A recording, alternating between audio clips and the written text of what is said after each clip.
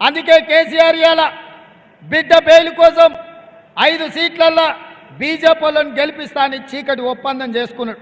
అందులో భాగంగానే ఇవాళ బీఆర్ఎస్ వాళ్ళు చచ్చువైన వాళ్ళను తాలువైన వాళ్ళను ఈరోజు బీఆర్ఎస్ అభ్యర్థులుగా నిలబెట్టిండ్రు.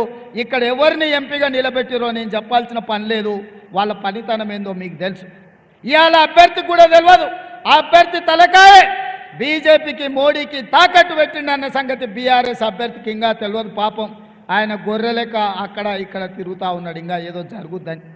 అందుకే ఈరోజు ఈ కుట్రపూరితమైన రాజకీయాలను తిప్పు కొట్టాలి, ఈ కుమ్ముక్కు రాజకీయాలను పొందబెట్టాలి. బిడ్డ బెయిల్ కోసం సొంత పార్టీని నమ్ముకొని జెండా మోసిన వాళ్ళని కూడా మోడీకి తాకట్టు పెట్టిండు కేసీఆర్. ఇవాళ అందుకే కేసీఆర్ను మోడీని ఇద్దరిని ఓడించాల్సిన బాధ్యత మీ మీద ఉంది. మీడియా మిత్రులారా, మొన్న డిసెంబర్లో జరిగిన ఎన్నికల్లో చంద్రశేఖరరావును బండకేసి కొట్టిండు. ఇప్పుడు జరగబోయే పార్లమెంటు ఎన్నికల్లో మోడీని కూడా ఓడించాల్సిన అవసరం ఉంది. వీళ్ళిద్దరు తోడు దొంగలు. మొన్న జరిగిన ఎన్నికల్లో ఒక దొంగను పొందబెట్టిండ్రు. ఇప్పుడు జరుగుతున్న పార్లమెంటు ఎన్నికల్లో కేంద్ర ప్రభుత్వాన్ని నరేంద్ర మోడీని ఓడించాల్సిన అవసరం ఉన్నది. ఇవాళ భారతీయ జనతా పార్టీ నాయకులు సన్నాయి నొక్కులు నొక్కుతురు. నేను అడుగుతున్న కిషన్ రెడ్డిని, ఈటెల రాజేందర్ బీజేపీ నుంచి ఎమ్మెల్యేగా గెలిచినావు కదా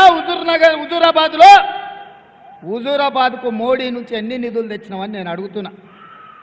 ఒకవేళ నరేంద్ర మోడీ నుంచి వేలాది కోట్ల రూపాయలను ఇచ్చిన మాట ప్రకారం హుజూరాబాద్లో నిధులు తెచ్చి అభివృద్ధి చేస్తే మొన్న జరిగిన శాసనసభ ఎన్నికల్లో నీకండగా నిలబడి నిన్ను గుండెల్లో పెట్టి చూసుకొని నిన్ను భుజాల మీద మోచిన హుజూరాబాద్లో నిన్ను ఎందుకు అక్కడి ప్రజలు ఓడించారని నేను ఈటెల రాజేందర్ను నేను అడగదలుచుకున్నా. ఆ ఎల్ల సానుభూతితో కేసీఆర్ అక్రమ కేసులు పెడుతుండని ఆ ఎల్ల మాట్లాను. మేము కూడా అయ్యో పాపం ఓ బలైన వర్గాల నుంచి వచ్చిన నాయకుడు బాగుండాలి, అట్లట్లా చేస్తావు కేసీఆర్ అని మేము అడిగినాం. మరి నువ్వు మోడీ ప్రభుత్వంలో నువ్వు నాయకత్వం వహించినావు. మోడీకి ముఖ్యంగా అమిత్ షా నా జేబుల్నే ఉన్నాడు, నేను ఎప్పుడు పిలిస్తే అప్పుడు వలుపుతాడని అన్నాడు ఈటెల రాజేందర్. నిజమే, ఈటెల రాజేందర్కు అమిత్ షా దగ్గరోడే. మరి దగ్గరోడైతే కేంద్ర హోంశాఖ మంత్రిగా ఉన్న అమిత్ షా తోటి ఎందుకు ఈటెల రాజేందర్ కేసీఆర్ అవినీతి మీద, కాళేశ్వరం ప్రాజెక్టు మీద, హైదరాబాద్ చుట్టూతా ఆక్రమించుకున్న భూముల మీద, ధరణి పోర్టల్ అడ్డం పెట్టి కొల్లగొట్టిన వేల కోట్ల రూపాయల మీద, కేసీఆర్ కుటుంబం మీద, కల్వకుంట్ల తారక రామారావు అవినీతి మీద ఈటెల రాజేందర్ విచారణకు ఎందుకు ఆదేశాలు తీసుకురాలే అమిత్ షా నుంచి అని నేను అడుగుతున్నా. నేను సూటిగా అడుగుతున్నా, ఈటెల రాజేందర్ నీ భూములు ఆక్రమించుకున్నాడు, నీ మీద అక్రమ కేసులు పెట్టినా నువ్వు మాట్లాడినావు కదా. ఆనాడు నువ్వు ఎమ్మెల్యేగా దాదాపుగా 3 ఏళ్ళు బీజేపీ ఎమ్మెల్యేగా అమిత్ షా మనిషిగా ఉన్నావు కదా. ఏ ఒక్క రోజైనా ఆనాటి ప్రభుత్వం కల్వకుంట్ల చంద్రశేఖరరావు అవినీతి మీద ఒక్క ఫిర్యాదు అయినా చేసినవా? చంద్రశేఖరరావు అవినీతి నిక్కుదేల్చి వేల కోట్ల రూపాయలు ఎందుకు ఆ కేసీఆర్ నుంచి రాబట్టడానికి ప్రయత్నం చేయలేదు?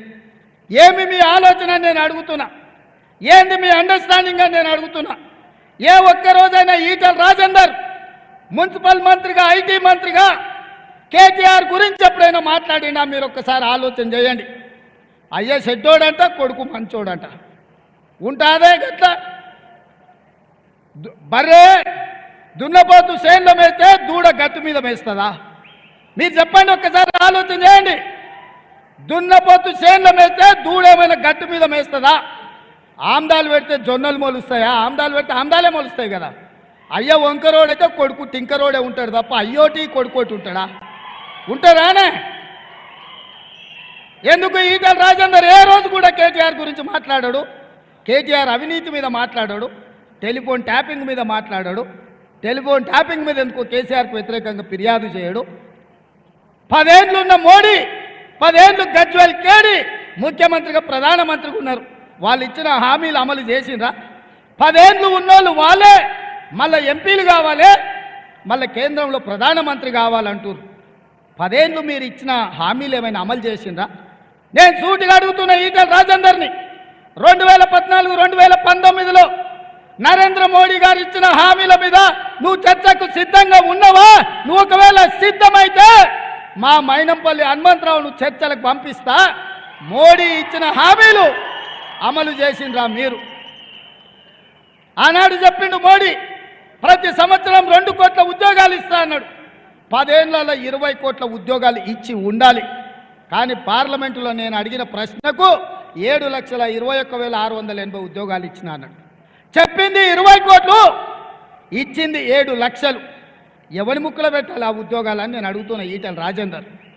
ఇదే కాదు, ఈ దేశంలో రైతుల ఆదాయం పెంచాలి, 2022 లోపల రైతుల ఆదాయాన్ని 2 చేస్తానని ఆయన ఎన్నికల్లో హామీ ఇచ్చిండు.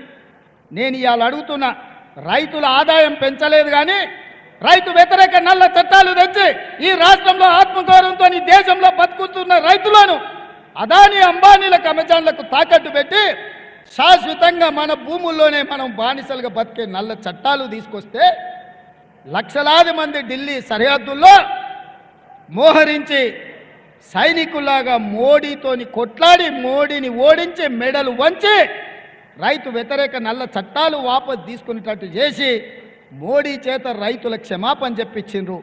మరి ఇంత జరిగినా రైతులకు ఆదాయం 2 అయ్యేటట్టు చేసిండా? అంతెందుకు, పార్లమెంటులోనే మాట ఇచ్చిండు, రైతు పండించిన పంటకు కనీసం మద్దతు ధర ఇచ్చి కొంటామని.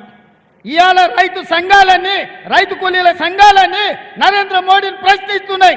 భారతీయ జనతా పార్టీ ప్రభుత్వం చట్టబద్ధత కల్పించి కనీసం మద్దతు ధర చట్టాన్ని చేయమని, రైతులు పండించిన పంటను కొనడానికి కూడా కనీసం మద్దతు ధర స్వామినాథన్ కమిషన్ ఇచ్చిన రిపోర్ట్లను అమలు చేయడానికి సిద్ధంగా లేరు. ఈ రైతులను దోకా చేసింది నరేంద్ర మోడీ కాదా? అలాంటి నరేంద్ర మోడీ తరఫున ఈటెల రాజేందర్ ఎట్లా ఎన్నికల్లో ఓట్లు అడుగుతాడని నేను రాజేందర్ గారిని నేను అడుగుతున్నా. ఇదే కాదు, రాజకీయ నాయకుల అవినీతితో స్విస్ బ్యాంకులో లక్షల కోట్ల రూపాయలు అక్కడ దాచిపెట్టుకున్నారు. ప్రధానమంత్రి అయిన ఎంబడే స్విస్ బ్యాంకులో ఉన్న లక్షలాది కోట్ల రూపాయలు తెచ్చి జన్ ధన్ ఖాతాలో ప్రతి పేదవాడికి 15 లక్షల రూపాయలు ఖాతాలో వేస్తా అని నరేంద్ర మోడీ చెప్పిండు. నేను అడుగుతున్న ఈడున్న మా అక్కళ్ళు, మా కళాకారులను, మా మిత్రుల్ని, మీ ఖాతాలో నరేంద్ర మోడీ 15 లక్షలు వేసిండా? పోని 15,000 వేసిండా? పోని 15 పైసలన్నీ వేసిండా? ఒక్క పైసా కూడా నరేంద్ర మోడీ మన ఓట్లు ఎట్లా అడుగుతాడని నేను అడుగుతున్నా. ఇవాళ నరేంద్ర మోడీ గారు ఏం మాట్లాడుతున్నాడా? నిన్న మాటలు చూసిండు కదా. ఈ నిన్న కూడా హిందువుల ఆస్తులన్నీ గుంజుకోనంట ముస్లింలకు వంచి పెడతారంట. ఈ దేశ ప్రధానమంత్రి ఈ రకంగా మాట్లాడడం ఈ దేశానికి గౌరవమా అని నేను అడుగుతున్నా.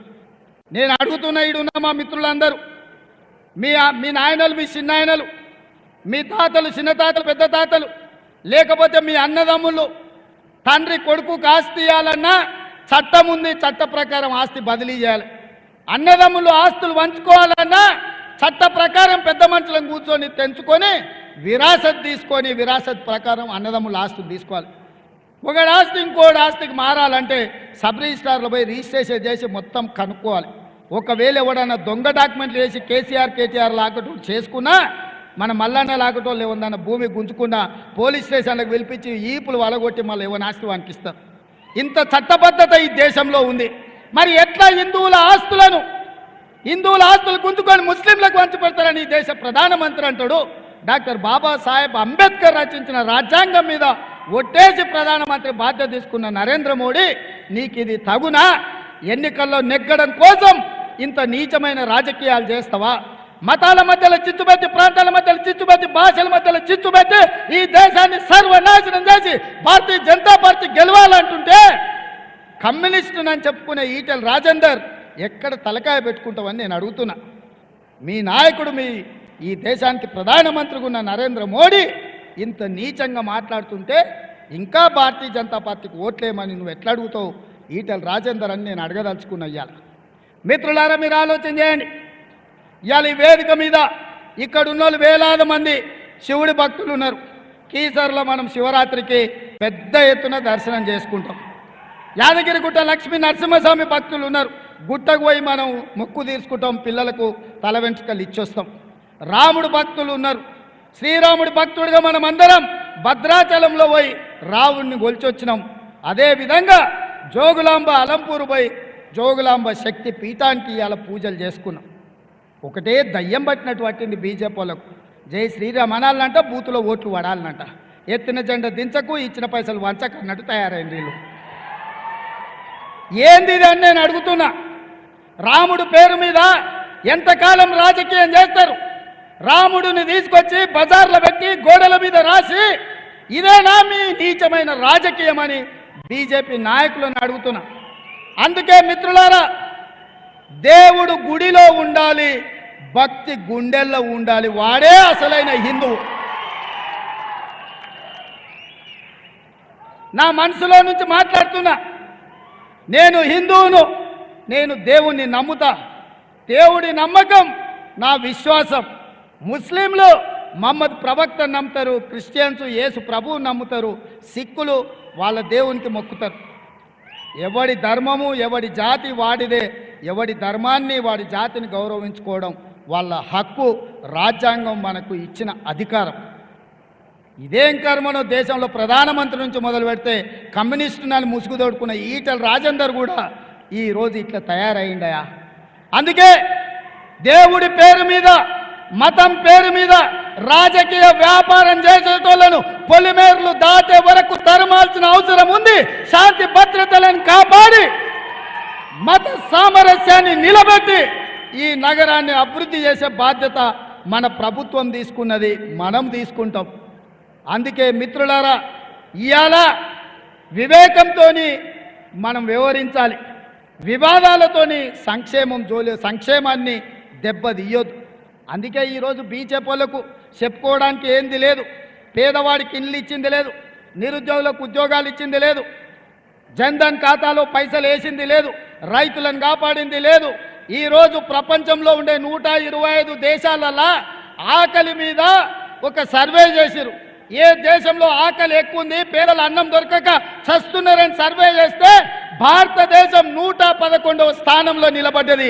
125 దేశాలు ఉంటే ఈ దేశం ఆకలి ఇండెక్స్లో 111వ స్థానంలో ఉంది. నిజంగా నరేంద్ర మోడీ గారు సిగ్గుతో తల వంచుకోవాలి. పాకిస్తాన్, బంగ్లాదేశ్ కంటే భారతదేశం వెనుకబడ్డది. ఇంత దరిద్రం దేశంలో తాండవిస్తుంటే మతం ముసుగులో రాజకీయ ప్రయోజనం కోసం ప్రయత్నం చేయడం ఇది మంచిదా? ఇట్లాంటి నరేంద్ర మోడీతోని కల్వకుంట్ల చంద్రశేఖరరావు చీకటి ఒప్పందం చేసుకొని ఇక్కడ అభ్యర్థిని ఎట్లాంటి వాళ్ళని పెట్టినరో చూడండి. టీఆర్ఎస్ కేసే ప్రతి ఓటు మూసీలేసినట్టే అది రాజేందర్కు పరోక్షంగా ప్రయోజనం ఉంటుంది. అందుకే టీఆర్ఎస్ కార్యకర్తలకు, నాయకులకు నేను విజ్ఞప్తి చేస్తున్నా. మీ నాయకుడు ఎప్పుడో మిమ్మల్ని తాకట్టు పెట్టిండు, నరేంద్ర మోడీకి తెగ నమ్మిండు. అందుకే మీరున్నది టీఆర్ఎస్లో అయినా మీరు వెయ్యాల్సింది కాంగ్రెస్ పార్టీకి. ఎందుకంటే ఒక సెక్యులర్, ఒక అభివృద్ధిని కాంక్షించే అభ్యర్థి మీకు కావాలంటే సునీత మహేందర్ రెడ్డి గారు మల్కాజ్గిరి నుంచి ఎంపీగా గెలవాలి. అక్కని గెలిపించండి. అక్కకేసే ప్రతి ఓటు నాకేసినట్టే. ఎట్లయితే ఆనాడు ప్రశ్నించే గొంతుగా పార్లమెంటులో మీ బిడ్డగా ఈ దేశంలో రాణించినో, ఈ రాష్ట్ర ముఖ్యమంత్రిగా ఈ ప్రాంతాల అభివృద్ధి చేసే బాధ్యత నాది. మా జంగయ్య చాలా విషయాలు చెప్పిండు. 58 జీవో చెప్పిండు, 59 జీవో చెప్పిండు, జవహర్ నగర్ గురించి చెప్పిండు, మేడ్చల్ గురించి చెప్పిండు. మా శ్రీశైలం గౌడ్, మా హనుమంత్ రెడ్డి కుత్బుల్లాపూర్ గురించి చెప్పిండ్రు. మా శ్రీ గణేష్ కంటోన్మెంట్ గురించి చెప్పిండు. మా హనుమంత్ అన్న కంటోన్మెంట్ మల్కాజ్ గురించి చెప్పిండ్రు. మా మల్రెడ్డి రామరెడ్డి, జక్కడి ప్రభాకర్ రెడ్డి, మా మధు యాస్కి అన్న ఎల్బీ నగర్ గురించి చెప్పారు. మా బండి రమేష్ కుక్కట్పల్లి సమస్యల మీద చెప్పిండు. ప్రతి ప్రాంతంలో నేను 5 ఏళ్ళు ఎంపీగున్నా. సందు నాకు తెలుసు, గల్లీ గల్లీలో మీరందరూ నేను గుర్తుపడతా. ఇవాళ నాకు అవకాశం వచ్చింది. ఈ ప్రాంతాన్ని చేసే, అభివృద్ధి చేసే అవకాశం నా చేతికి ఇచ్చిండు దేవుడు. అందుకే నేను మిమ్మల్ని అడుగుతున్న ఈ అవకాశాన్ని ఉపయోగించుకుందాం. మీ అన్న, మీ తమ్ముడుగా ఈ ప్రాంతంలో నేను కష్టాలలో ఉన్నప్పుడు నన్ను ఆదుకున్నారు కాబట్టి ఈ ప్రాంతాన్ని అభివృద్ధి చేసే బాధ్యత, అధికారం ఈరోజు నా చేతుల్లో ఉంది. నాకు అండగా నిలబడండి. సునీతమ్మను పార్లమెంటు గెలిపించండి. ఈ ప్రాంతాన్ని తీర్చిదిద్ది కుక్కట్పల్లి, నార్సింగి, మంచిర్యాల ప్రాంతంలో 100 కోట్లకి ఎకరం ఎట్లా పోద్ది, మేడ్చల్, షామీర్పేట ఎట్లా పోదో నేను చూస్తా. ఈ ప్రాంతానికి పరిశ్రమలు తీసుకొస్తా, ఫార్మా కంపెనీలు తెస్తా.